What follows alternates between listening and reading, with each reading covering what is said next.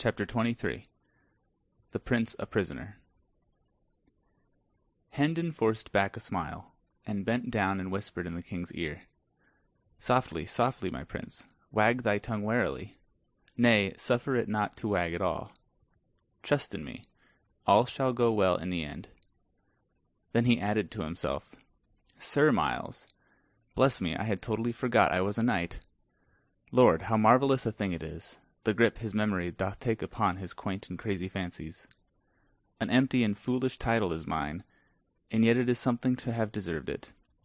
For I think it is more honour to be held worthy to be a spectre knight in his kingdom of dreams and shadows, than to be held base enough to be an earl in some of the real kingdoms of this world." The crowd fell apart to admit a constable, who approached and was about to lay his hand upon the king's shoulder, when Hendon said, "Gently, good friend, withhold your hand. He shall go peaceably. I am responsible for that. Lead on, we will follow." The officer led, with the woman and her bundle. Miles and the king followed after, with the crowd at their heels.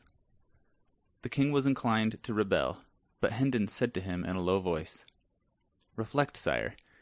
Your laws are the wholesome breath of your own royalty. Shall their source resist them, yet require the branches to respect them? Apparently one of these laws has been broken. When the king is on his throne again, can it ever grieve him to remember that when he was seemingly a private person, he loyally thanked the king and the citizen and submitted to its authority? Thou art right, say no more. Thou shalt see that whatsoever the King of England requires a subject to suffer, under the law, he will himself suffer, while he holdeth the station of a subject." When the woman was called upon to testify before the justice of the peace, she swore that the small prisoner at the bar was the person who had committed the theft. There was none able to show the contrary, so the king stood convicted. The bundle was now unrolled, and when the contents proved to be a plump, little-dressed pig, the judge looked troubled, whilst Hendon turned pale, and his body was thrilled with an electric shiver of dismay. But the king remained unmoved, protected by his ignorance. The judge meditated, during an ominous pause, then turned to the woman with the question, "What dost thou hold this property to be worth?" The woman curtsied and replied, 3 shillings and 8 pence, your worship. I could not abate a penny and set forth the value honestly." The judge glanced around uncomfortably upon the crowd, then nodded to the constable and said, "Clear the court and close the doors." It was done. None remained but the 2 officials, the accused, the accuser, and Miles Hendon.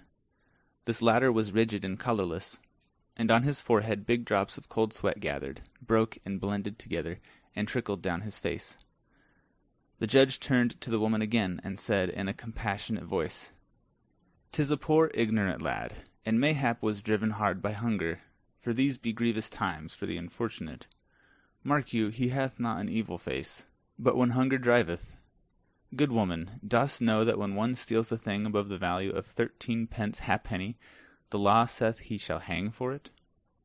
The little king started, wide-eyed with consternation, but controlled himself and held his peace. But not so the woman. She sprang to her feet, shaking with fright, and cried out, "Oh, good lack, what have I done? God a mercy, I would not hang the poor thing for the whole world.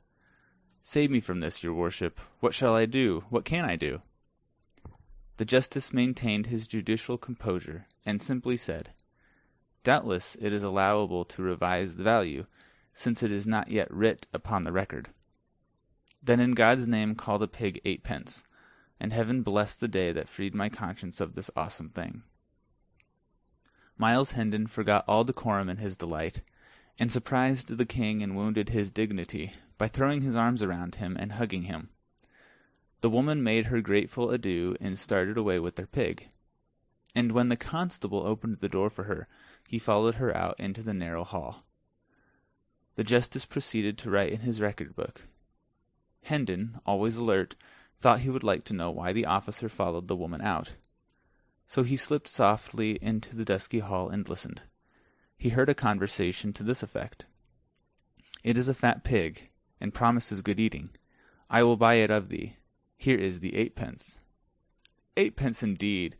Thou'lt do no such thing. It cost me 3 shillings and 8 pence, good honest coin of the last reign. That old Harry that's just dead ne'er touched or tampered with. A fig for thy 8 pence. Stands the wind in that quarter? Thou wast under oath, and so swore falsely when thou saidst value was 8 pence. Come straightway back with me before his worship, and answer for the crime, and then the lad will hang. There, dear heart, say no more. I am content. Give me the 8 pence, and hold thy peace about the matter. The woman went off crying. Hendon slipped back into the courtroom, and the constable presently followed, after hiding his prize in some convenient place.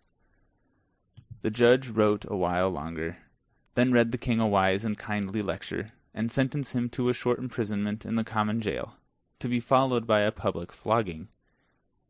The astounded king opened his mouth, and was probably going to order the good judge to be beheaded on the spot, but he caught a warning sign from Hendon, and succeeded in closing his mouth again before he lost anything out of it.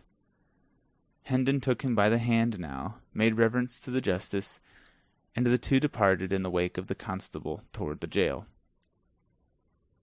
The moment the street was reached, the inflamed monarch halted, snatched away his hand, and exclaimed, "Idiot, dost imagine I will enter a common jail alive?"